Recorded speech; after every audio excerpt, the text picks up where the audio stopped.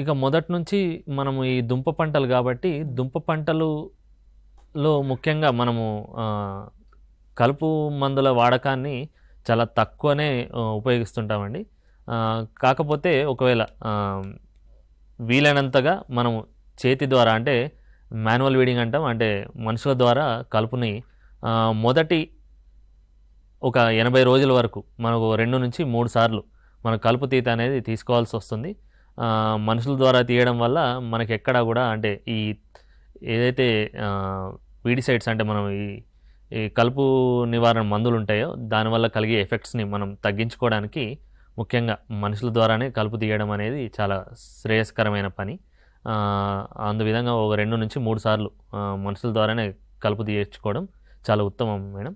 అలాగే ఇందాక చెప్పుకున్నట్లు ఎరువుల యాజమాన్యంలో ముఖ్యంగా నత్రజని, పొటాష్ ఇవి రెండు కూడా చాలా ముఖ్యమైనవి మొక్క ఎదుగుదలలో. నత్రజనిని మనం ఒకేసారి వేసుకోవడం జరగదు. అక్కడ నత్రజని అనేది యూరియా రూపంలో వస్తుంది. అలాగే మనం వేసిన పశువుల పెంట నుంచి కూడా వస్తుంది. కాబట్టి ఈ యూరియా అనేది 3-4 దఫాలుగా మనము 40 రోజులకు, 80 రోజులకు, అలాగే 120 రోజులకు, 150 రోజులకు మనము వేసుకున్నట్లయితే నత్రజని ఎప్పుడు కావాలో అప్పుడు దానికి అంది మనకు కావాల్సిన సమయంలో మొక్క గ్రహించడం జరుగుతుంది. అలాగే ఎక్కడా కూడా అది వేస్ట్ పోకుండా మనకి మొక్క మొత్తం తీసుకోవడం వల్ల మంచి దిగుబడులు సాధించవచ్చు. ఇక పొటాష్ విషయానికి వస్తే పొటాష్ అనేది ఈ పంటలకు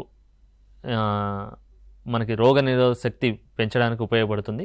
కాబట్టి పొటాష్ని కూడా 2 దఫాలుగా అంటే మొదటిసారి యూరియా వేసినప్పుడు, అలాగే 3వ దఫా కానీ 4వ దఫా కానీ పొటాష్ని వేసుకున్నట్లయితే ఈ తెగుళ్ళు సోకకుండా అలాగే దానికి బలం చేకూరుస్తుంది. అలాగే దుంప ఊరిన సమయంలో కూడా మనకి దుంపలో ఎలాంటి తొర్రలు పోకుండా మంచి నాణ్యమైన దుంప రావడానికి కూడా ఈ పొటాష్ని ఉపయోగపడుతుంది.